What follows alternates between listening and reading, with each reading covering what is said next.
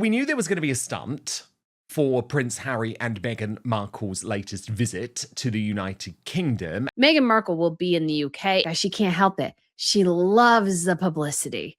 She loves the attention, and she desperately needs the opportunity to merge. Harry and Meghan were bringing the kids for footage. Today's headlines made one thing seem crystal clear. Prince Harry is heading to London alone. The main word here, London. Prince Harry will travel to London alone without his wife and children. At first glance, it sounded as though Meghan and the children had completely pulled out of the entire UK trip.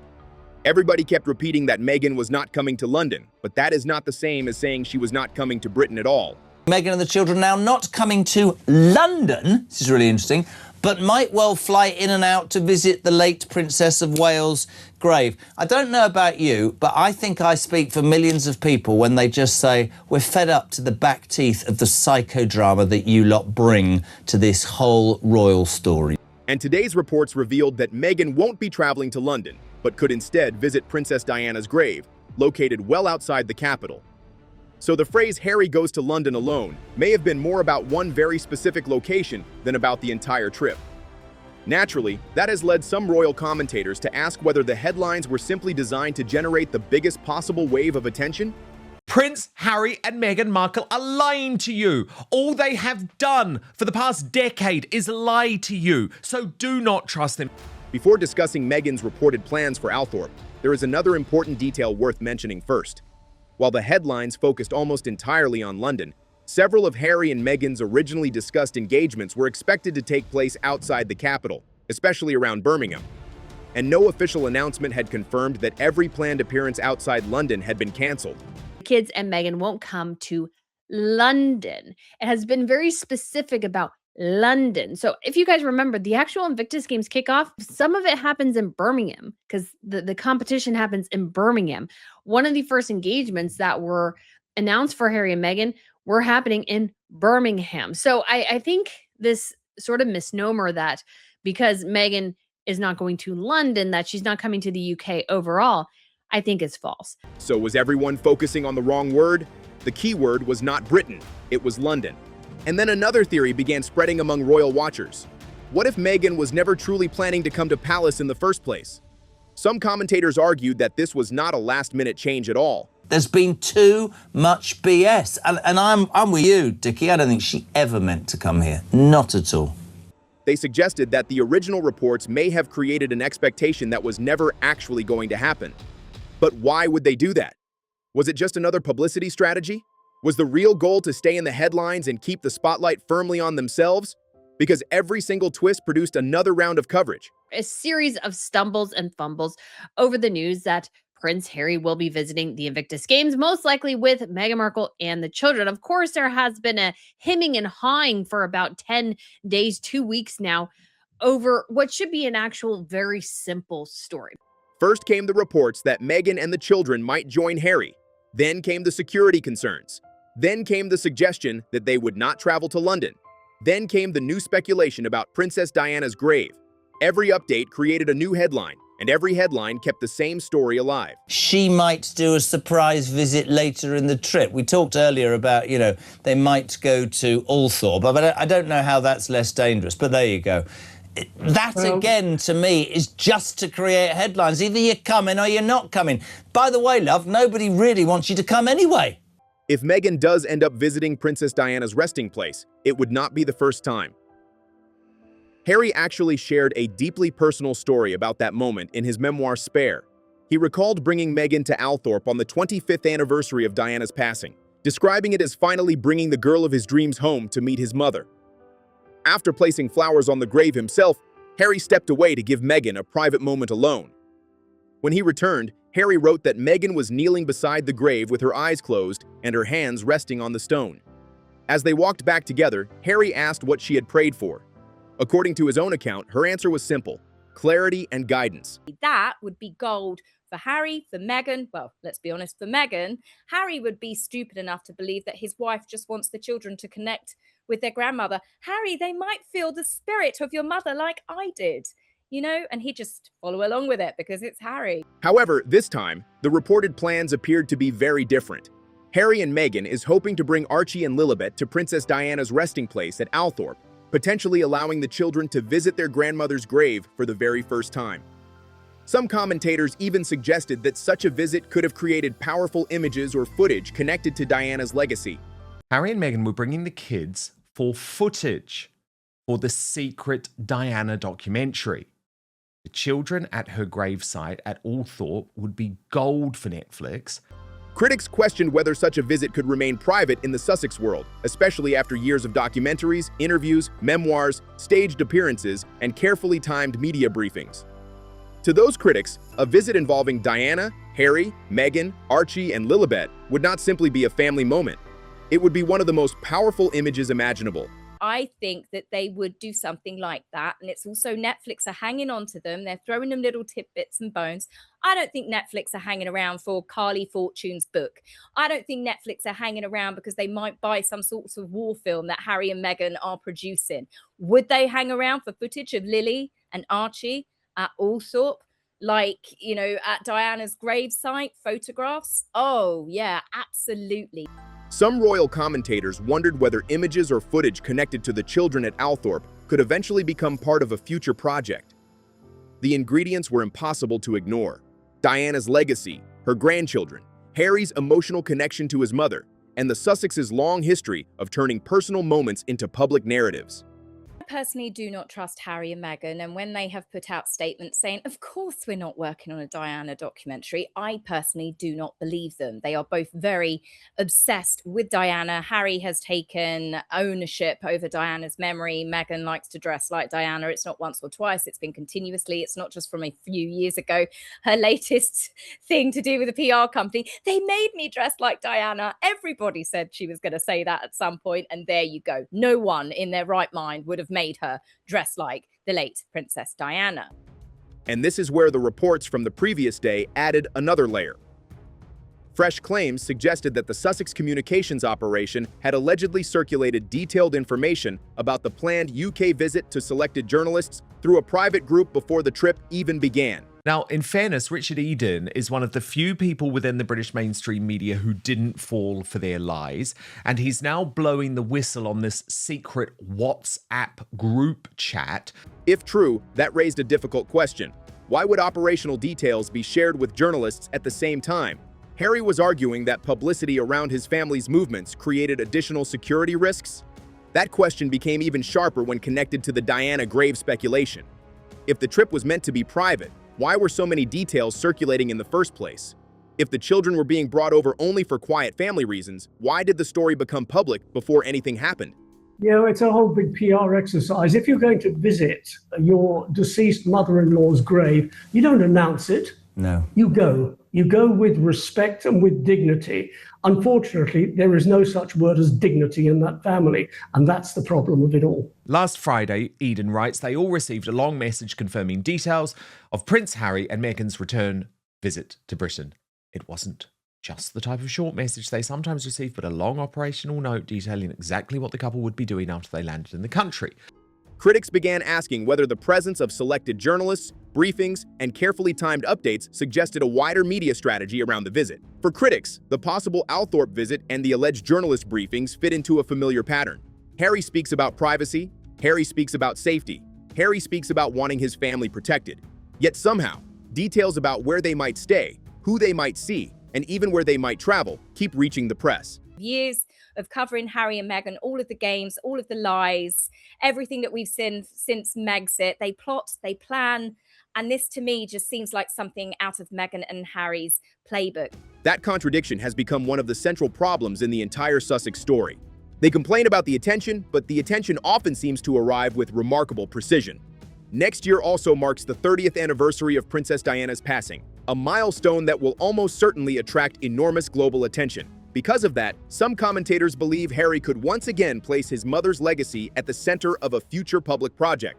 In terms of the fact that they are secretly working on these plans for the 30th anniversary, and this could be the ideal opportunity over those 2 days, quite a lengthy period of time, to film something, to create some type of imagery, to take some photos for whatever becomes the 30th anniversary project next year. According to that theory, a visit to Althorp would carry significance far beyond a private family moment. Introducing Archie and Lilibet to Princess Diana's resting place could create an emotional story that might later be used in a wider narrative about Harry's relationship with his mother. Whether that narrative appeared in a documentary, an interview, a special anniversary project, or simply future publicity remains completely speculative. So now he's looking for something to do. They burnt their bridges in the United States. People have seen them for what they are. They're not making money anymore. They need to make money to pay for their lifestyle. How they're going to do this is anybody's guess. The closer they can get to the British royals, to the family, the more the Americans will say, yeah, well, they're still close to the family. We can still use them. Part of that discussion also centered on Netflix. Ever since Harry and Meghan signed their production deal, almost every major public appearance has been followed by questions about whether certain moments could eventually appear on screen. Critics remember the Netflix series. They remember the home footage. They remember the private family material that became part of a public production. Called the British royal family racist. So why is it when the jam orders dry up that what they want is to be seen, or a picture or some news about, as you said, they're still close to the royal family? I think you've nailed it, Dickie. I don't think the royal family are close to them. I think that they have made their beds, and I think that lying in it, they've suddenly realised it's not as good as they hoped it would be. And I suspect that the entire royal family has massive reservations, because whenever they come or whenever there's a meeting, it's released to the press. There's always somebody on behalf of them. So when people heard that Diana's grandchildren could possibly visit her grave during a highly discussed UK trip, the documentary speculation almost wrote itself. Then came another detail that caught attention: Althorp itself. Reports noted that the estate was scheduled to close to the public for 2 days during the same period Harry and Meghan were originally expected to be in Britain. Althorp, the stately home where Princess Diana grew up, is to be closed to the public for 2 days while Prince Harry and Meghan are in the country with Archie and Lily. This is highly unusual. Althorp is only open to visitors for a limited period during the summer, mainly in July and August, so a short closure during that window immediately stood out to royal watchers. And while all of this was happening, Harry's security argument was still sitting in the background.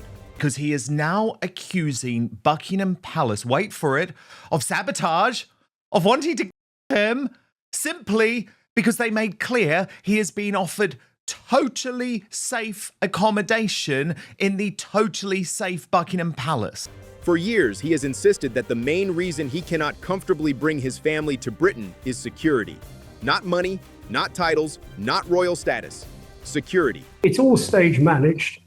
Harry's going on about security. He's saying the UK is dangerous. Well, if it's dangerous, you don't announce your plans in the first place. He has argued that the risks attached to his position did not disappear when he stepped back from royal duties, and that his military service, public profile, and family history all make protection necessary. But critics keep pointing to the same contradiction. If the danger is truly so severe, why allow so much discussion around travel plans before the trip even happens? Why let the public know when the family might be coming, where they might stay, and where they might visit? The previous reports made this even more complicated. Guarantee you she will show up next week in a public forum in one way or another, because I don't think Meghan even truly believes any of the quote-unquote security issues that her and Harry believe that they have. I think it's mostly Harry's delusions driving that.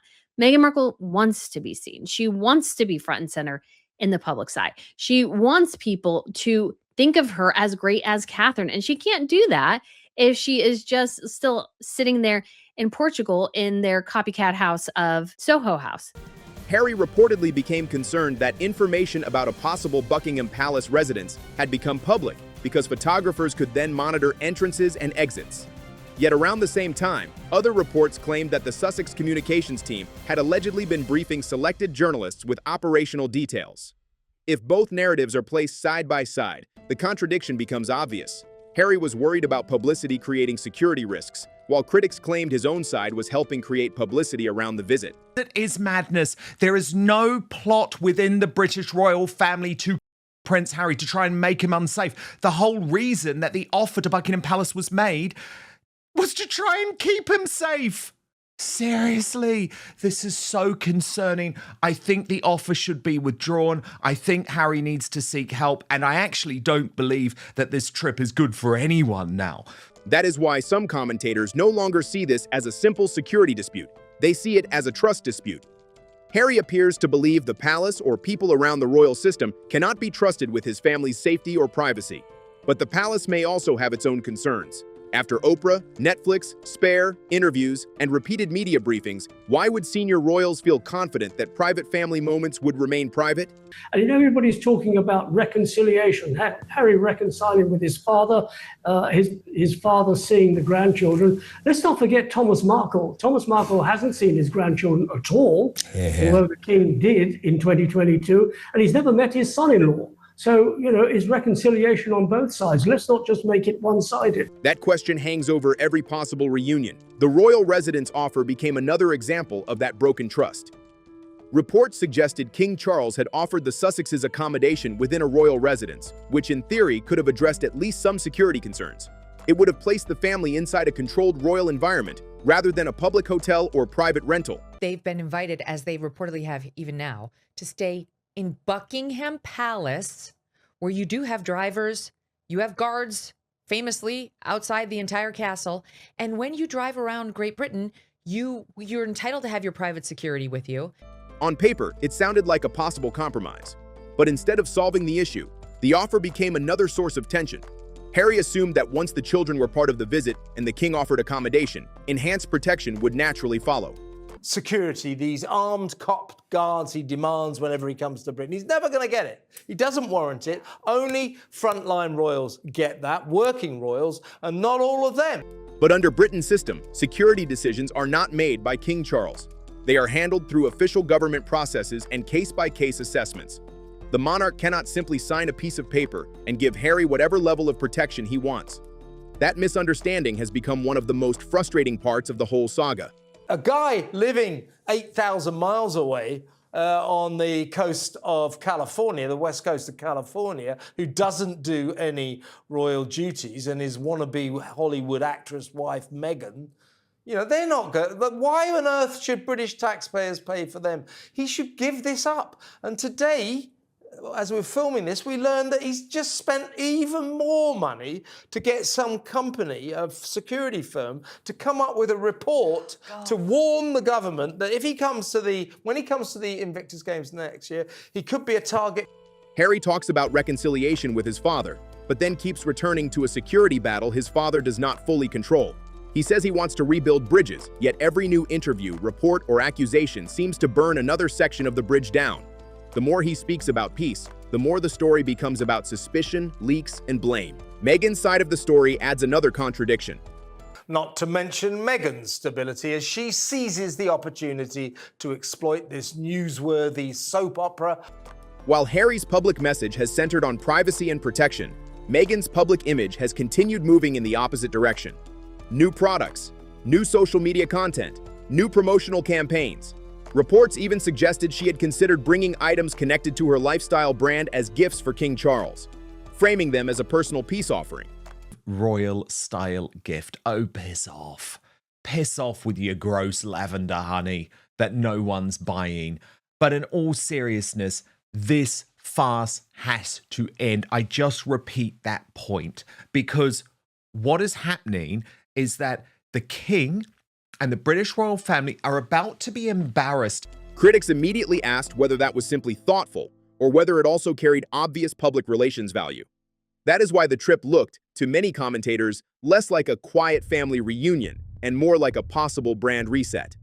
God, what am I going to do? I'm going to sneak some was never into my bag and give it to the king, and I'm going to launch this new lavender honey. I mean, it's gross. After a difficult period marked by business challenges, changing media coverage, and renewed scrutiny, a high-profile return to Britain would almost certainly dominate international headlines. It would put Harry and Meghan back at the center of the royal conversation. It would reconnect them to the monarchy in the public imagination. If my dad was ill, I would come and see my dad without making a big fuss about it. He's making a big fuss about it because it's their oxygen. That's the truth. Another question that continues to follow every Sussex trip is surprisingly simple. Why has Meghan stayed away from Britain for so long? Harry has returned to the UK multiple times for court hearings, charity events, family matters, and Invictus-related appearances. Meghan, however, has largely remained in California. We see Meghan Markle in the UK next week. Her last major public visit to Britain was in 2022, and since then, every rumored return has created huge speculation, only for the public to see Harry arrive alone again and again. That pattern also feeds a wider conversation about their relationship and their public image. A new report says Prince Harry and Meghan Markle don't really like anything about each other. A few years ago, Harry and Meghan rarely appeared apart. Major interviews, charity visits, international tours, award ceremonies. They presented themselves as one inseparable team. Their entire brand revolved around the idea that they were stronger together, two people fighting the same battles and building the same future. But that picture has changed.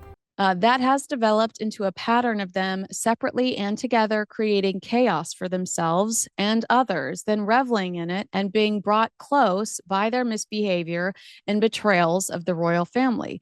Radar claims that Harry and Meghan are drifting apart due to his desire to get back to the UK and reunite with the royal family. I personally think he desperately misses being liked and realizes that doesn't happen very often when he stands next to the missus. Over the past 2 years, solo appearances have become more common. Harry has traveled alone to Britain multiple times. He has attended court hearings by himself. He has represented Invictus without Meghan on several occasions. Meanwhile, Meghan has increasingly focused on her own business projects, media ventures, and public appearances in California. The biggest threat that Harry has really is the woman that he is in his home. I mean, Meghan is the one that needs all this attention. She needs to be the one who looks aligned with the royal family.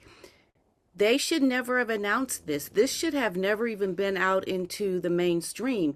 We've seen Harry travel before. We've never known how he got there until he was actually there. There is no public confirmation that their marriage is in trouble, and Harry has previously dismissed divorce rumors. But speculation keeps growing because the visual story has changed. A few years ago, people expected Meghan to stand beside Harry at major moments.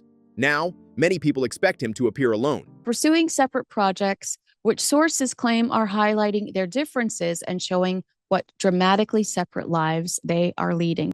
Whether that is strategy, changing priorities, or something more personal, it no longer looks like the old Harry and Meghan formula. Beyond all the headlines, there is still a human side to this story. King Charles is not only the monarch, he is also a grandfather. It's completely understandable that King Charles wants a relationship with his grandchildren. People coming on and saying, oh, why would Charles want a relationship with his grandchildren? Like, you can't put words in Charles's mouth. I'm like, we've heard this reported quite frequently, but also he is a human being. I feel like within all this Harry and Meghan drama, and of course this is because of the toxicity, because of the chaos, people sometimes miss out on the fact that we're dealing with human beings. Reports have repeatedly suggested he would like to maintain some kind of relationship with Archie and Lilibet. If the children had returned to Britain, it could have been one of the most significant family moments in years, especially because opportunities for the king to see them have been so limited. But even that emotional possibility became wrapped in politics, security, and publicity. Don't announce everything in the first place. It's fodder for the tabloid newspapers. It's fodder for those people who might want to do you any harm, might want to do your children harm. Just keep stum. You were trained to do that in the army. Do it in civilian life. A simple grandfather-grandchildren reunion turned into a debate about royal residences, police protection, media leaks, Diana's grave, Netflix theories, and whether the Sussexes were trying to reset their image. That is the problem with almost every Sussex story. The personal moment gets buried underneath the drama surrounding it. What they think they are actually going to accomplish with this cloak and dagger routine. Because all this does is make them look like liars at the end of the day. And if this visit works, in one way or another, I don't know what crazy metric the Sussex team is using, but if one of their metrics in this particular situation works, then they have a blueprint to do more. So in the end, this latest story is not only about whether Meghan goes to London. It is about the wording, the timing, the briefings, the arguments, connections. It is about how a simple trip became another full-scale royal drama before anyone even stepped off a plane. Maybe Meghan truly had no intention of going to London. Maybe the plan was always about somewhere else. Maybe the Althorpe speculation will turn out to be nothing. Maybe the security concerns are exactly what Harry says they are. But after years of interviews, documentaries, carefully timed reports, and public accusations, many royal watchers no longer take these stories at face value. They look for the strategy behind the headline. And this time, the headline was simple: Harry goes to London alone. But the real question was much bigger. Was Meghan really staying away from Britain or just staying away from London? As a reminder, one of the core events that Harry and Meghan officially announced a little over a week ago on Friday was that the two of them would go to the Children's Hospital in Birmingham. Because remember, exploiting sick children in Australia seemed to work pretty well for them. So might as well expand it to Birmingham on another continent as well. And that is surely what they are going to do. We have not heard anything about that visit not going forwards. Was the Diana Graves speculation a private family plan or part of a bigger media narrative? And if the Sussexes truly wanted privacy, why did this trip become one of the loudest royal stories of the week? What do you think? That is why the debate is not going away, because every new Sussex update seems to create more questions than answers. So subscribe to Crown Clash for the latest news every single day.